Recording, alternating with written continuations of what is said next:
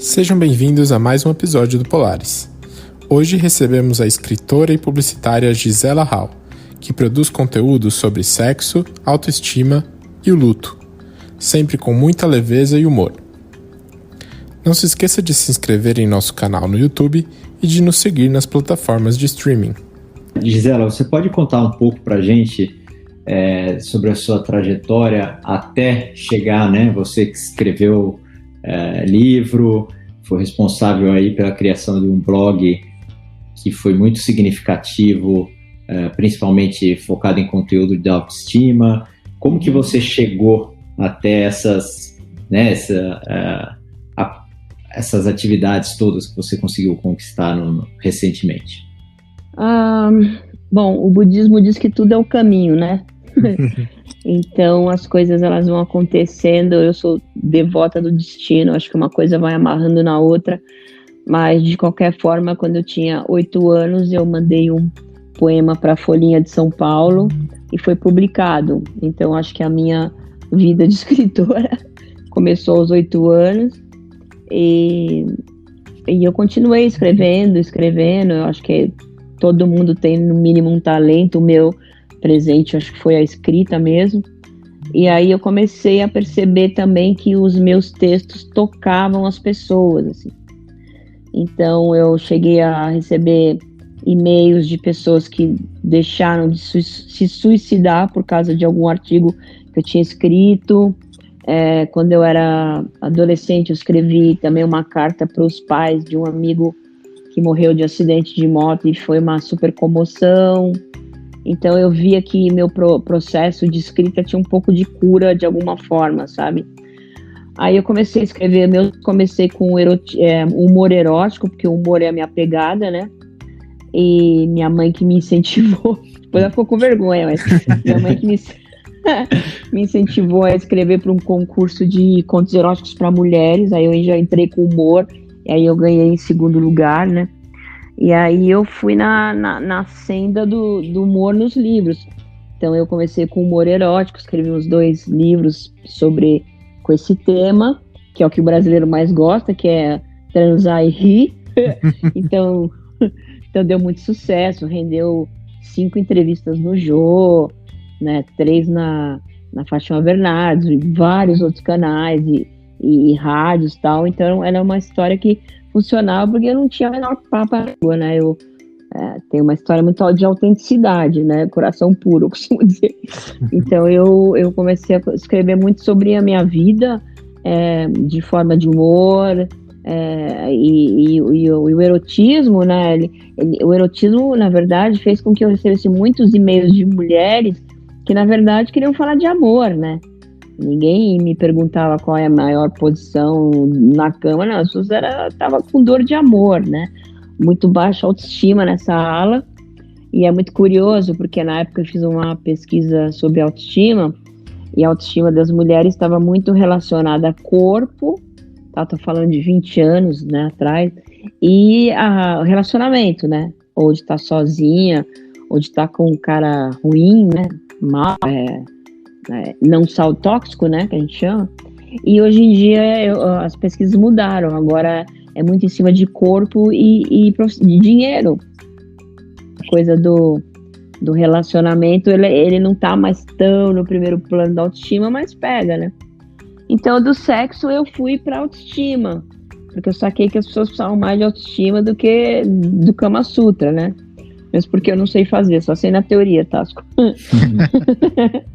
E aí comecei a trabalhar autoestima. O UOL topou ser meu parceiro, né? Quando eu lancei o Vigilantes da Autoestima, isso foi mais ou menos em 2010. Entrei com esse blog que teve uma pancada, milhões de pessoas, de acessos, e eu cheguei a receber tipo uns 14 mil comentários, assim, de pessoas que de alguma forma davam a vida mesmo. Então eu vi essa coisa da cura nesse processo também. E o mais louco é que há 10 anos antes, né, eu tinha ido lá no Oscar Quiroga, o astrólogo, e ele falou, eu fui lá saber se ia casar de novo. Aí ele falou assim, aos 44 anos você vai encontrar a tua missão de vida. Eu falei, mas e o casamento? Casar, mas meu... Você não estava procurando missão de vida, né? O lance era maior do que eu estava pensando. E aos 44 anos eu botei o blog no ar, que durou praticamente 8 anos, né? E teve toda essa história. E tinha muito dessa coisa da vida como ela é, né? Então eu não tinha vergonha de falar das imperfeições, das cagadas, dos pés na bunda que eu tomava, de todas essas histórias. Então eu fui conquistando muito, principalmente o universo feminino, né? E isso foi me dando muito poder para eu me melhorar, né? Com autoestima, como também para ajudar o empoderamento da mulherada. Só que naquela época a gente não sabia, né? Que era empoderamento, que tinha esse negócio de sororidade, né? Se não me engano, da mulherada ajudando as outras, né? Não era, agora tem esses nomes todos. Então foi um precursor aí, né? O Vigilante da Autoestima, nessa senda aí da, entre aspas, cura e de escrever para transformar os outros, né? Através do humor, da minha verdade, né? Da sinceridade, da atenção que eu dava para as pessoas, sabe? Tentava responder o máximo de e-mail, o máximo de comentário. Isso me fazia muito feliz, né? Tá provado, inclusive, né? Que quanto mais você troca o eu pelo nosso, mais feliz você é. E inclusive, as pessoas que ajudam as outras, o coração se protege, sabia disso? Então, foi isso. Inclusive, tem também estudos, né, que mostram que o exercício de perdoar pessoas também te torna mais produtivo e aberto, né, a enfrentar outros desafios, né? Então, acho que são exercícios muito importantes para ajudar na questão da nossa saúde mental, inclusive, né? Eu tenho uma técnica bem italiana, assim, né? Que eu sou descendente. Eu passo o dia inteiro xingando a pessoa, no dia seguinte eu perdoo. E por que encerrou as atividades do blog? Porque o blog a gente fazia encontros ao vivo também, uma vez por mês, com convidados, mas eu acabei mudando para o interior, que eu fiquei meio cansada de São Paulo. Aí os blogs foram rareando, né? Porque aí eu comecei a me entregar ao pecado capital da preguiça, né? De pegar ônibus, porque eu não guio, né? E aí aí a vibe começou a mudar, assim, eu não era mais verdadeiro. Eu comecei a escrever porque eu era por obrigação. Aí quando você faz isso, aí não rola mais, né? E também aconteceu uma coisa muito doida, que eu era muito biográfica, né? Autobiográfica nos blogs, né? E aí, quando a minha mãe morreu, rolou uma maturidade, assim, né? Eu tive que encontrar a mãe em mim mesma, né? Porque é um baque, né? Você perder sua mãe é uma coisa do demônio.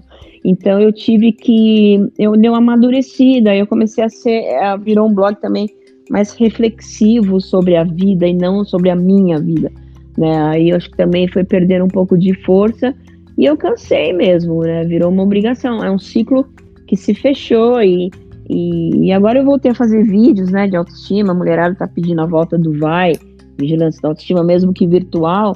Pode ser que agora ele encontre um outro canal, né, que não seja blog. Porque ninguém mais vai em blog, né? O negócio é rede social, né? Vocês sabem, né? Então, quem sabe aí, né? Vira o jogo aí de novo, né? Legal. Mas tive que respeitar mesmo esse não desejo mais de escrever, né? Legal. E, bom, voltando à questão da autoestima, né, tem autodepreciação, que é um fator ali que talvez o brasileiro, mais do que outros povos, né, tenha mais latente ali. E isso acaba influenciando na maneira como a gente entende nosso corpo, nossas relações, a maneira como a gente se socializa com as pessoas. Como que você enxerga essa questão da autodepreciação? Eu tenho direito a quantos palavrões no podcast? Quantos quiser. Então tá bom. Não, porque faz sentido uma coisa que eu vou falar. É o seguinte, pro Vigilância da Autoestima, a autoestima, né, alta, é o seguinte: em 5 minutos eu provo para todo mundo que todo mundo tem autoestima e não sabe. Que é assim, eu falo pra pessoa pegar um Tupperware e botar pelo menos 5 qualidades dela. Se a pessoa não lembra quais são as 5 qualidades, ela pode ou se matar, não, ou ela pode conversar com alguma amiga, porque é uma tristeza não saber 5 qualidades que existe isso, tá? Tem gente que realmente não consegue pensar na hora. Então a pessoa põe 5 qualidades dela e, portanto, qualquer coisa que aconteça na vida não vai abalar isso. Por exemplo, eu sou uma pessoa criativa, sou engraçada, sou super fiel em amizades. Pode acontecer qualquer coisa, Covid, governo, pé na bunda, cair avião aqui na Casa Branca, que eu vou continuar com essas qualidades, elas são inabaláveis, entendeu?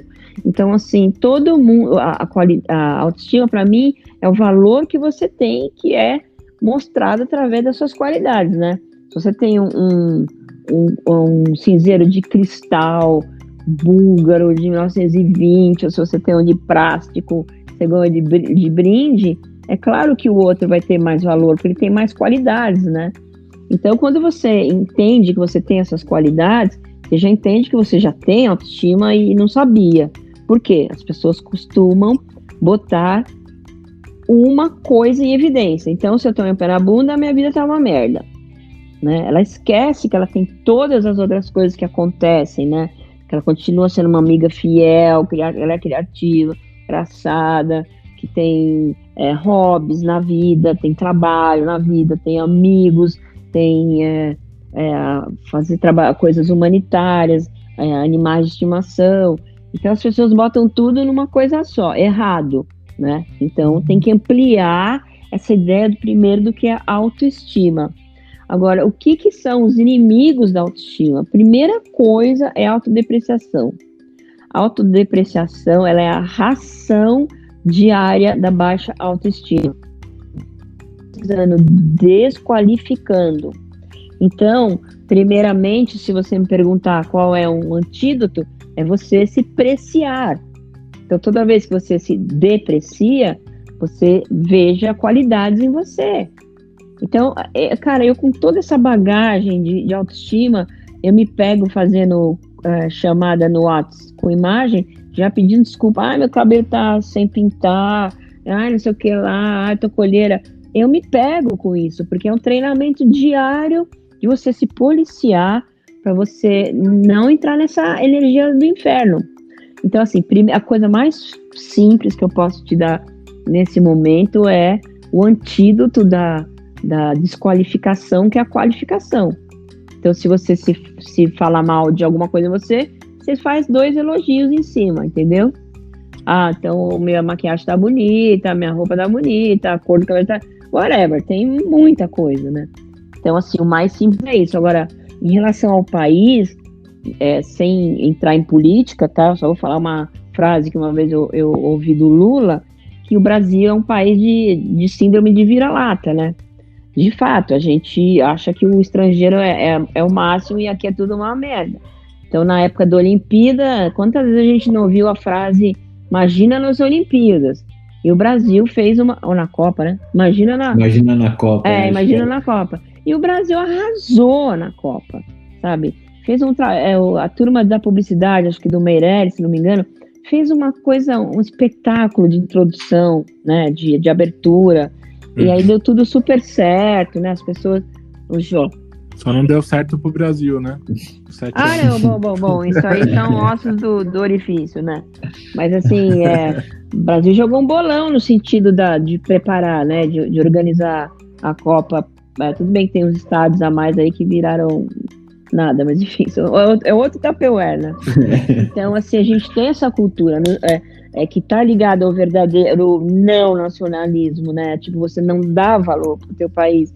Eu morei no Congo uma época, as pessoas amavam o país delas. O presidente péssimo, né? O presidente ruim, né? Do inferno, o presidente. Mas eles amavam o país porque eles entendiam que o país era uma coisa e o governante era outra. Então, assim, é uma cultura enraizada nisso, né? Os americanos, você vai em qualquer boteco, tem a bandeira dos Estados Unidos. Aqui, só quando tem Copa e perde, todo mundo tira correndo, né? Então, assim, é uma cultura mesmo de autodepreciação que só cura com a com a apreciação ou com palavrão, né? Aí que eu vou entrar no palavrão. Que, por exemplo, eu até eu brincava nos encontros do Vigilância da Autoestima, que aí eu pedia para todo mundo, né, mentalizar a luz rosa, né, que eu tinha um mantra do Dalai Lama sobre que curava tudo, a baixa autoestima. Então, quando você pensasse em algo ruim, né, você pensava, vai tomar no cu. Isso era um mantra. Toma no seu cu. Mas, de qualquer forma, é um trabalho muito árduo, né, muito diário mesmo, essa história, né. É um exercício mesmo, né. E você comentou, né, do fim do blog e como as coisas podem mudar hoje nas novas plataformas, né, que hoje tudo é rede social. E rede social, eu acho, bom, eu tenho uma opinião, mas que eu acho muito perigoso, né, a rede social em várias dimensões, mas principalmente na questão da autoestima e saúde mental. Você acha que existe um prejuízo grande causado pelas redes sociais? Eu acho que tudo tem o yin e yang, né? Tudo tem dois polos, né? Mas tem o positivo, né? Porque eu já conheci pessoas incríveis do mundo inteiro, né? Via rede social e aprendo diariamente, né? Com o que eu recebo de retorno e também que dou de retorno para outras pessoas que eu sigo. Mas tem essa coisa, essa era, né, de você dar importância demais, né, à opinião dos outros, né? Isso você já vê desde criança, né? Tem um estudo que aumentou o suicídio entre meninas de 10 a 14 anos nos Estados Unidos em função do cyberbullying, né? Que é dar importância demais para a opinião dos outros, que é um dos polos também da baixa autoestima, né?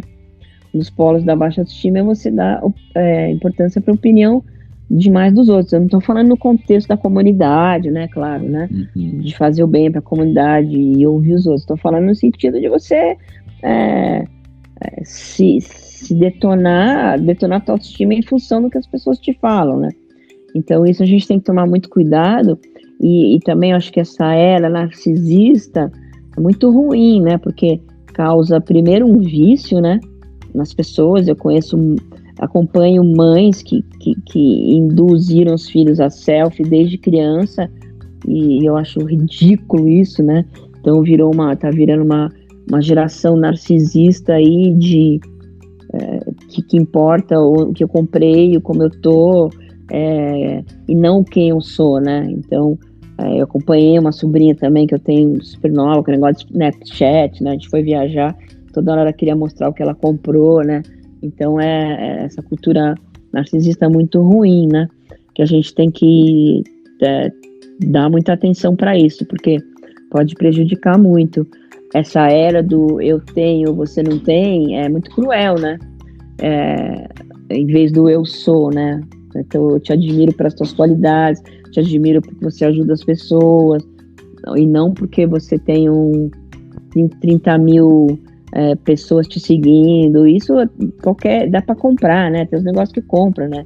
Gente, tô cansada de ver amiga minha vender perfil para outras pessoas, entendeu? Para ganhar uma graninha. Então, assim, é uma era muito fake, mas, na minha opinião, a internet é a segunda maior invenção do ser humano, depois do avião, né? Sem falar na medicina, obviamente. Mas eu amo, assim, eu sou criada na internet desde a década de... Eu passei da máquina de escrever para o computador, foi um momento histórico, em 1994, na DPZ. Então eu vi a internet nascer, fui uma das primeiras publicitárias de agência grande a migrar para a internet. Então eu falo que eu sou um milênio, então eu super apoio, mas muito cuidado com excessos, né? Muita calma nessa hora, né? Eu queria explorar um pouquinho do humor, né?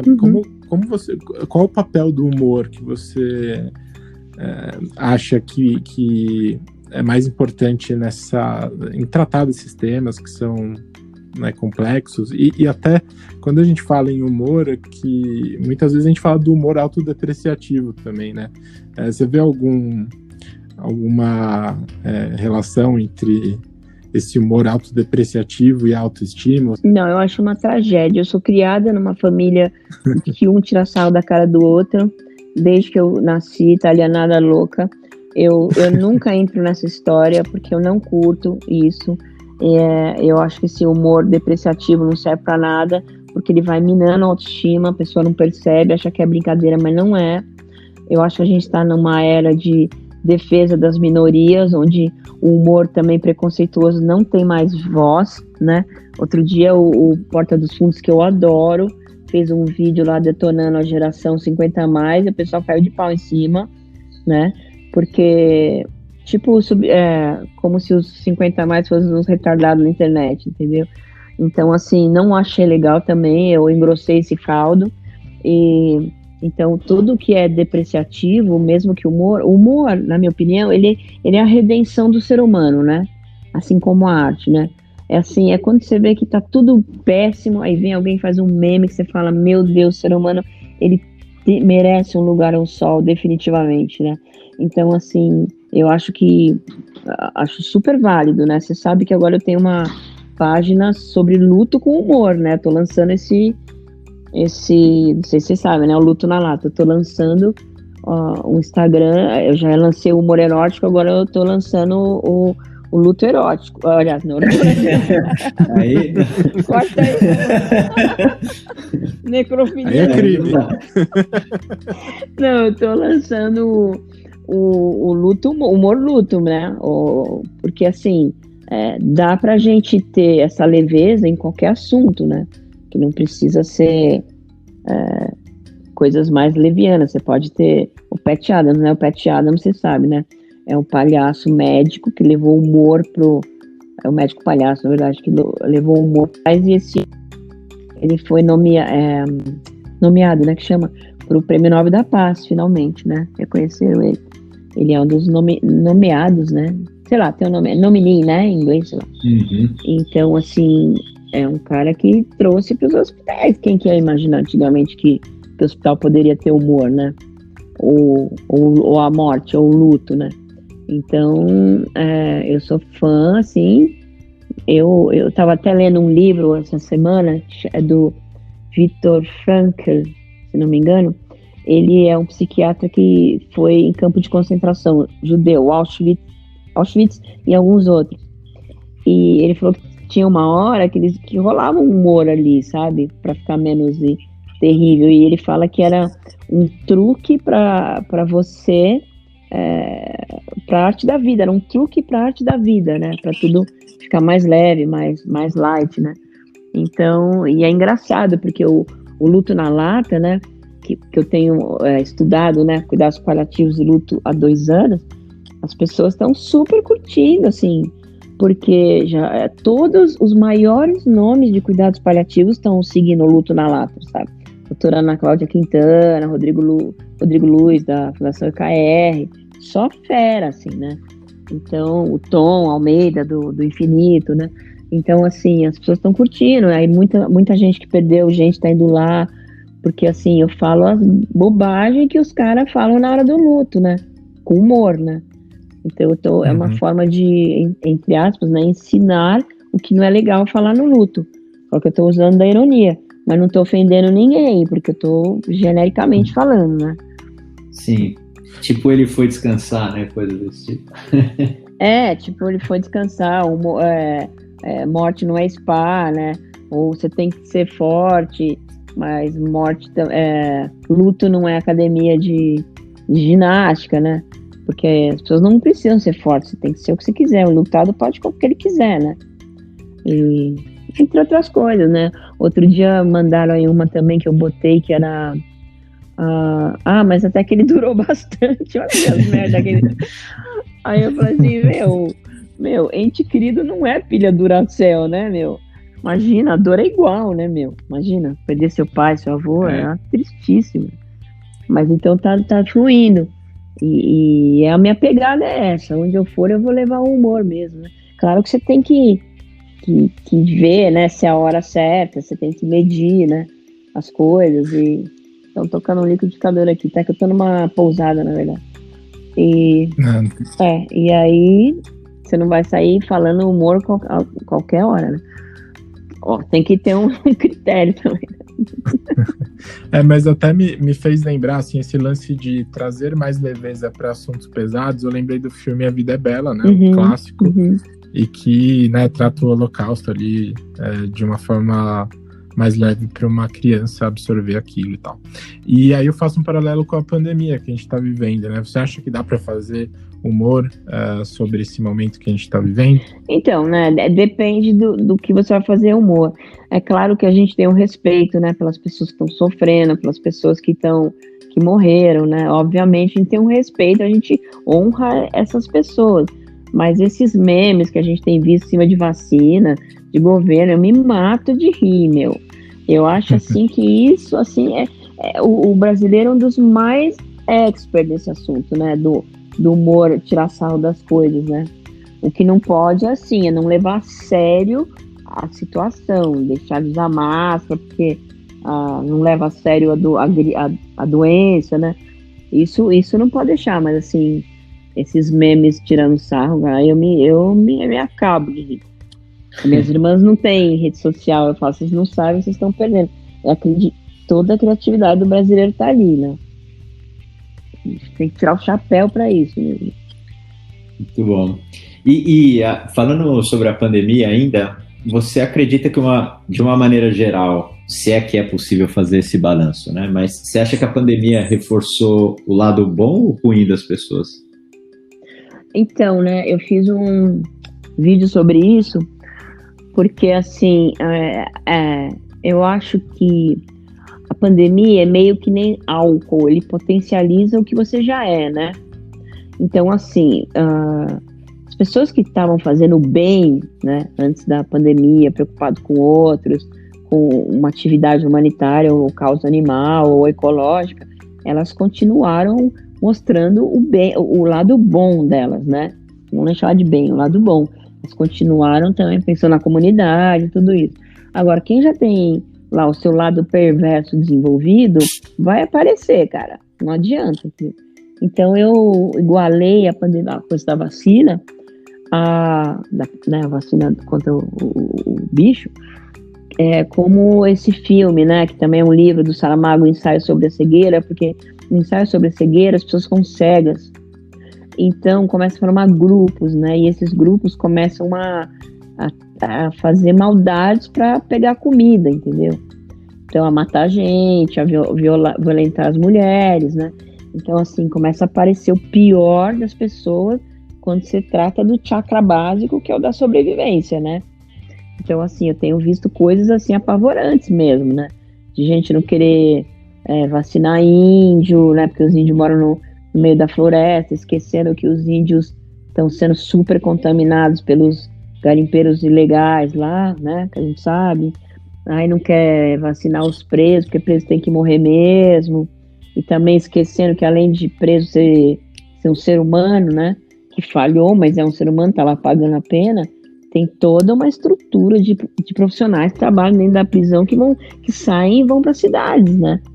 Você tem milhares de pessoas trabalhando em presídios que precisam ser vacinadas, entendeu? E também, eu vejo também muita gente roubando vacina agora. Hoje saiu no jornal uma enfermeira que fingiu que deu vacina numa senhora de 92 anos e não deu, para roubar a vacina, provavelmente. Eu vi. Nossa, então tem umas coisas trevas aí aparecendo, mas assim, elas aparecem porque elas já existem, né? Não é a pandemia que gera, né? Simplesmente expõe o que a pessoa já é, né? Por exemplo. Um catalisador, né? Bacana. E você falou um pouquinho no começo sobre, né, o quão as mulheres se identificam com os temas que você aborda e tal. Você faz pensando já né, no público feminino em geral, ou isso é consequência do seu trabalho, né, de você também ser mulher, das suas vivências? Como que você enxerga isso? Não, eu acho que é consequência, porque eu nunca pensei quando eu comecei o Vigilante da Autoestima, assim, apesar do Vigilante da Autoestima ter começado no meu prédio com 7 mulheres, para acolher uma amiga, uma vizinha nossa que tinha tomado uma traição braba. Ele começou lá fisicamente, né? A gente se encontrava uma vez por semana e tal. Mas eu não tinha pensado nisso. Aí um dia eu fiz uma pesquisa e aí eu vi que 90% do público era feminino. Porque eu acho que as mulheres, elas estão mesmo mais em busca desse desenvolvimento emocional, né? Eu não sei até que ponto, né, os homens ainda estão com o foco de desenvolvimento do homem não é mais ligado ao profissional, né? Não sei, tá? Não posso dizer, mas eu vejo as mulheres mais em busca mesmo dessas melhorias, né? De ser melhores em vários aspectos da vida, né? Não sei se até em quanto por cento dos homens tem esse interesse. Eu sei que aumenta, né? Quando eu fazia workshop, eu via que a cada ano aumentava mais homens no grupo, mas sempre minoria, né? Mas é isso, mas eu acho que talvez também tenha essa coisa o autobiográfico, ele de fato ele mexe muito com a identificação das pessoas, né? As pessoas se identificam, que o meu namorado é assim, ou meu marido é assado, ou eu penso assim, ou eu tenho isso quando eu estou de TPM. Eu acho que tem mesmo uma projeção, né? Mas eu vejo assim, pelo luto na lata, a maioria das pessoas é mulher também, porque são muito as mães enlutadas. Eu vejo o luto da mulher e do homem é bem diferente, né? E eu vejo as mães indo mais atrás, né, dessas coisas, desses confortos dessa forma. O homem é mais o silêncio, né? Aquela coisa do caçador do passado, né? Que ficava em volta da fogueira em silêncio, né? Pelo menos eu li isso no livro, né? Eu chuto muitas coisas, mas é que eu leio alguma coisa. E, então eu acho que as mulheres têm mais essa busca mesmo de aprofundar mesmo os aspectos da vida, né? Penso eu. Gisela, eu vi um vídeo recente seu, acho que foi no Instagram, que você comentou uma experiência que você teve para uma matéria, inclusive, acho, com o Tinder, né? Uhum. E eu queria emendar um pouco, como você comentou que naturalmente, né, seu público acabou sendo mais feminino nesse tempo todo, não exclusivamente, mas e você comentou uma coisa que eu achei muito interessante, que foi uma reação fisiológica do cérebro, né, da mulher, do corpo humano, após uma relação, de criar expectativa. E eu achei muito interessante isso, porque a gente vive num mundo que está crescendo muito as questões feministas, né, e alguns valores que estão mudando, e ao mesmo tempo isso não significa que a mulher deixa de ser feminista se ela pensa nessas coisas, né? Então eu queria que se você pudesse explicar um pouquinho isso, se existe alguma contradição ou se as coisas andam lado a lado. Eu acho que essa coisa do amor, ela culturalmente, ela é muito enraigada, né? Enraigada, tá certo essa palavra? Acho que tá. Enraizada, sei lá, acho que tá certo. E isso culturalmente, né? Então, assim, você vê, até citei nesse vídeo essa série Bridgerton, né? Que a mulherada, ela é criada para casar, né? Não adianta, né? E não faz tanto tempo assim isso aí, né? Então, acho que do século passado, né? Sei lá. Então, a vida inteira a mulher teve essa criação que vai ficando na cabeça, vai passando e os filmes estão sempre, as comédias românticas estão sempre reforçando isso, né? Você vê, os homens são sempre os salvadores, né? Você vê no Crepúsculo, é o cara que salva, não sei mais, a Bridgerton lá é o bonitão que salva a mocinha lá do outro. Então sempre tem ainda tem essa coisa, né? Eu acho que a coisa do romantismo ainda é muito enraizada, vou chamar de enraizada a palavra, muito enraizado nas mulheres, tanto é que o sertanejo, né, o universitário, faz um super sucesso, e a música tudo de amor, né? Então, assim, eu acho que o amor ainda é uma busca muito grande, principalmente do feminino, em função cultural, e porque tem essa coisa da prole, né? A mulher tem essa coisa da maternidade, né? E então ela quer um parceiro, né?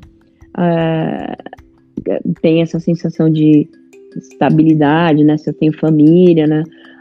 Eu te contei, né? Eu fiz um vídeo agora que uma amiga minha entrou no WhatsApp de colega da escola, que tá todo mundo grande agora, E aí começou a todo mundo mostrar a foto da família, dos filhos, do marido, e ela não tinha nem marido nem filho. Então ela ficou super deslocada, sem graça. Eu falei, que é isso, minha filha? Empodera, meu. Nada a ver. É o que você é e não o que você tem, né? E então eu acho assim que essa procura pelo amor é forte, mas acho que é um outro Tupperware em relação ao feminismo, que eu acho que o feminismo no seu empoderamento justamente é para trazer autoestima das mulheres não serem submissas a nenhum tipo de relacionamento, a não aceitarem, né? Submissão, a não aceitarem maus tratos, violência doméstica. Então, acho que o feminismo, casado com a coisa do relacionamento, do amor, é sensacional, é a coisa mais importante que pode acontecer no universo feminino. Então, acho que eles são companheiros, mas eu não acho que a mulher um dia vai deixar de ser romântica, essas coisas, né, de querer ter uma família, mas também acho que o peso está muito forte no profissional. Lembra que eu falei da pesquisa há 20 anos atrás, que o mais importante da autoestima era relacionamento e corpo, e agora a coisa do profissional subiu muito, né? Então você tem essa coisa do empoderation aí, né? Legal. Voltando um pouquinho para a questão do luto, até para a gente voltar a falar um pouquinho do luto na lata, eu acho muito curioso também, porque existem culturas, né? Eu acho que a gente tem uma questão cultural muito grande e me parece que a nossa cultura, de uma maneira geral, não sabe lidar bem com o luto, né? Ou com a morte de uma maneira mais abrangente. Eu recentemente assisti aquele filme que eu acho, se eu não me engano, chama Coco, da Disney, e que eu sempre gostei muito da questão do México, né? Do Dia dos Mortos, de como eles lidam com essa situação, e é um filme lindo, né? E como eles, para mostrar também um pouco essa questão da cultura.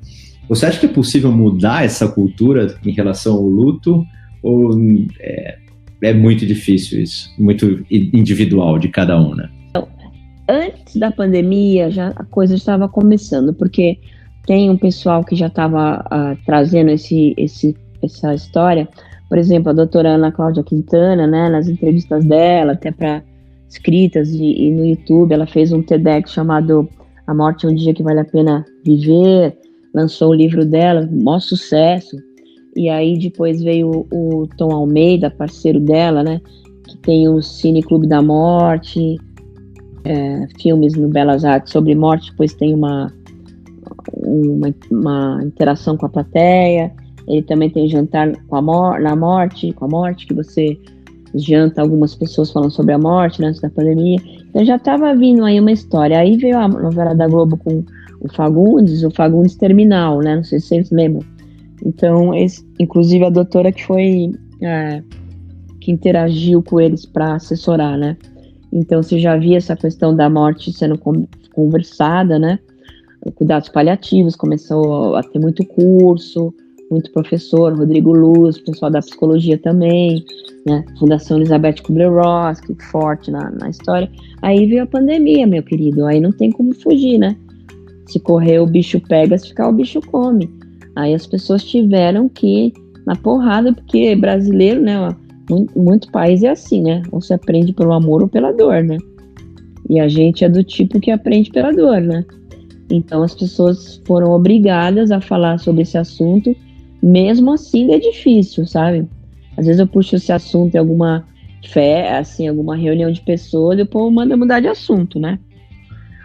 Uhum. Como se nunca ninguém fosse morrer na família deles e nunca eles fossem estar em estado de transição entre a vida e a morte. Então essa negação é acontecer. Eu tenho um caso muito triste, né? Porque há um ano eu perdi um sobrinho de 30 anos por AVC, esperando um Uber na porta de casa, do prédio, e a diferença entre o meu luto e das minhas irmãs foi gritante, assim, justamente porque eu já estava nessa jornada de entender melhor a coisa da morte, o que seria da morte, do morrer, do luto, né? E é outra história, assim. Então, quanto mais você se aproxima, menos você vai sofrer a morte dos outros e a sua. Eu digo não deixar de sofrer, mas ver de uma outra dimensão, né? Eu costumo dizer que a palavra mórbido, né? Na verdade, mórbido em italiano é macio, né? Então, essa curiosidade que a gente tem pela morte dos outros, né? Não pela nossa, é uma forma de amaciar o nosso medo da morte, né? Então, é saudável essas coisas que as pessoas têm curiosidade, que aí tem um acidente, as pessoas querem ver, ou querem saber como é que a pessoa morreu, não sei o que lá, porque não é que é mórbido, ela quer amaciar o medo que ela tem, né? Mas falar da morte dos outros sempre é mais fácil do que dos entes queridos ou da sua própria morte, né? Aí o Brasil peca muito, porque a gente não tem. O Brasil é considerado um dos piores países para morrer em termos de cuidados paliativos, sabe?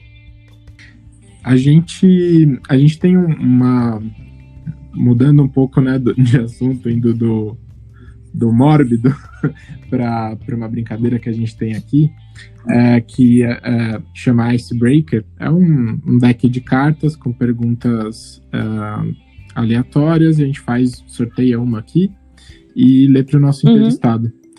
Podemos fazer com você? Então vamos lá. Sortear uma aqui. Essa é boa.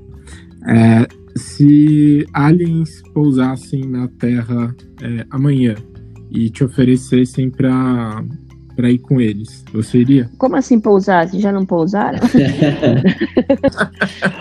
Quando alguém me pergunta, você tem filho? Eu falei, não sei, né? Vai que vem uns ETs mesmo. Bom, eu teria, se eu tivesse essa... eu iria, né? Sou escritora, né, meu? Não tem jeito. Escritor adora uma coisa louca. Acho que eu iria, ainda pagava. Legal. Acho que a pergunta poderia ser encurtada se você é uma pessoa que cara, não, acho que o escritor fala alto, né? Tudo que é exótico é fascinante, né?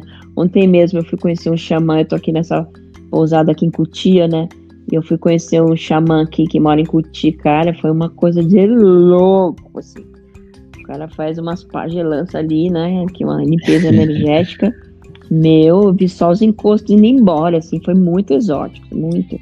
Porque ele é de origem indígena colombiana, né? Umas coisas loucas ali, meu.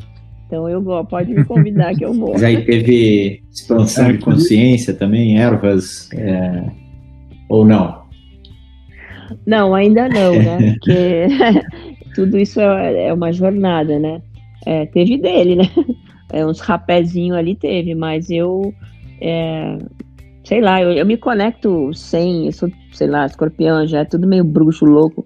Eu me conecto sem erva mesmo, mas foi muito interessante. Não, foi interessante de ver o trabalho dele, sabe? A coisa que ele incorporou da cultura indígena dele, os mantras, né? Os sons, os cantos, né? Os aromas que ele punha em mim, né? Os cheiros, nossa, eu fiquei muito assim, uau! Faz tempo que eu não me emocionava, foi lindo. Legal. Então eu curto uma coisa louca assim. É curioso que você, né, ao longo da nossa conversa, você já falou de budismo, que você foi num vidente, alguma coisa do tipo, e agora, né, de xamã e tal. Como que você lida com essa questão espiritual? E você acha que isso faz parte também talvez desse entendimento em relação a quem você é, a essa busca por uma autoestima mais elevada, que a gente tinha falado antes também? Sim. Eu sou misturinha, né? Eu sou uma misturinha, eu sou uma metamorfose ambulante, né? Então, tudo que é humano me interessa.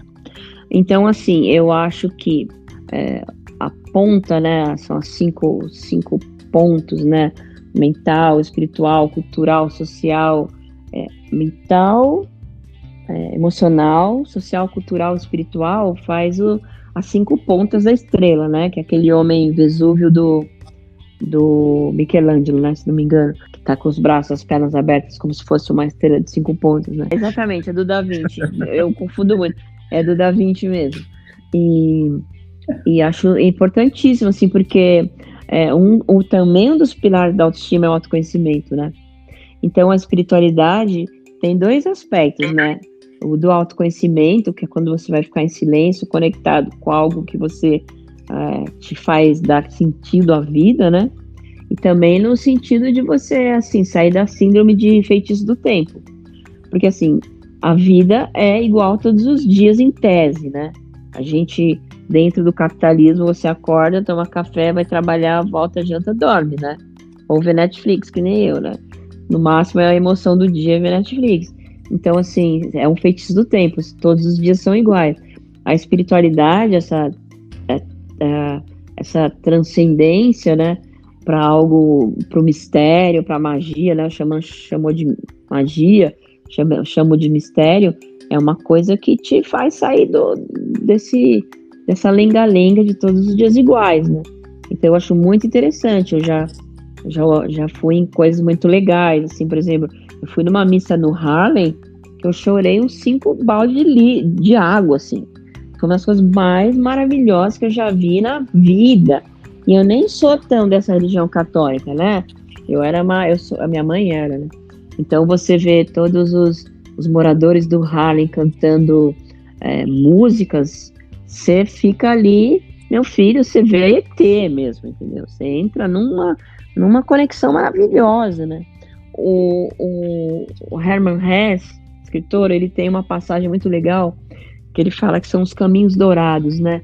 É quando em algum momento do seu dia você consegue conectar em algo que te emocione, né?